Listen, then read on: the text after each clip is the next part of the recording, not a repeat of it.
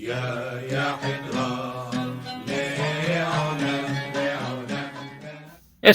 Minhag of the Week, Life Cycles. The end of the wedding ceremony. At the end of the wedding ceremony, we have a practice of breaking a glass, or breaking a cup, or breaking something. What's going on? What is broken? Why is it broken? Where does it come from? Etc. So, at this heightened moment of joy, where a man and woman are coming together, as happy as they are, something is still lacking. And what is lacking is Yerushalayim, Jerusalem, rebuilt in its entirety with the Beit HaMikdash. And no matter how happy we are, we still are mournful over the incompleteness of Jerusalem today. Therefore, at the end of this wedding ceremony, so we don't think that our celebration is complete, we break a glass. Now, there are those that have had the custom in the past to break something less expensive, like think of it as a small earthenware Turkish coffee cup, and that was in fact the custom in Baghdad, Iraq, like the Ben Ish Hai tells us. But that's not our custom. Our custom is to use glass, and usually it would be the glass that was used to make the berachot on the wine at the wedding ceremony.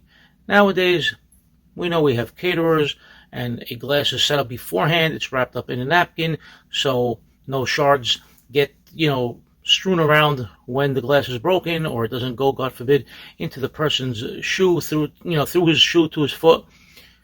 So that's already set up, laid aside, and ready to be broken, but it still remains as glass, and that's what we use.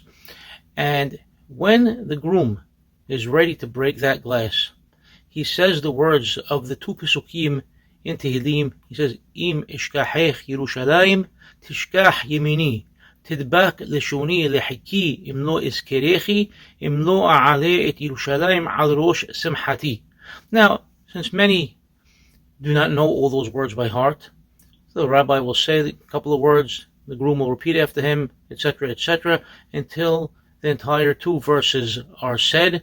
When he completes them, he will break the glass with his right foot. Now, as we said, this is to remind us of our mournful feeling for Yerushalayim. The problem is that people don't realize it, and immediately when he breaks this glass, people start yelling and screaming and cheering, Mazal Tov, Siman Tov, Mabruk, and you see everybody's glowing and radiant. Whereas the ancient custom, and not so ancient, it was still going on in Yerushalayim less than 100 years ago, that when the Hatan, the groom, would finish those Pesukim and he would break the glass, those in attendance would also say, Im ishkachech Yerushalayim tishkach limini. Okay, they would also say it and repeat it and remind themselves. Obviously, they're going to tell the guy and the bride and the groom, they're going to tell them Mabruk after, and they're happy for them. But at that moment, that solemn feeling was in the air. So nowadays, we see even more than this, and it's become a problem where we have hazanim, we have singers, we have guest appearances, of performers coming in to sing Im Ishkachech with special tunes and music and what have you.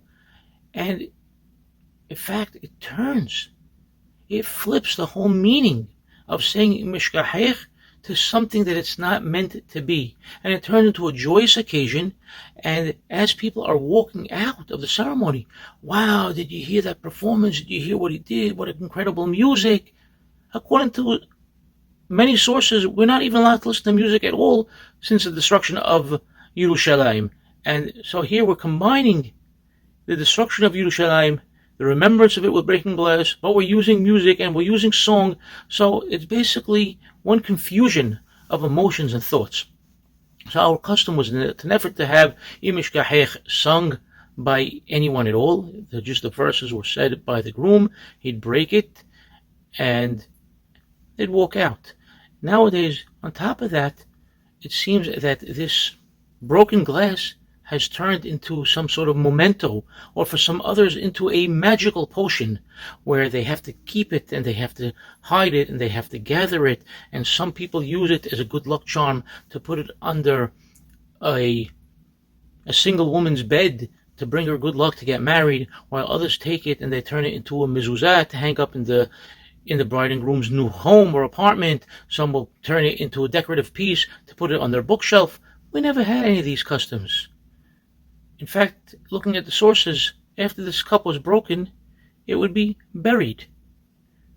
So we could take this memento of the destroyed Yerushalayim and we could bury it under the ground and leave it there with the pieces of Yerushalayim, which are also destroyed and buried under the ground. And so, God willing, b'mehera b'yameinu, speedily nowadays, we will see the rebuilding of Yerushalayim and the Beit HaMikdash, and all couples and all families will only know joy and happiness. Mabruk.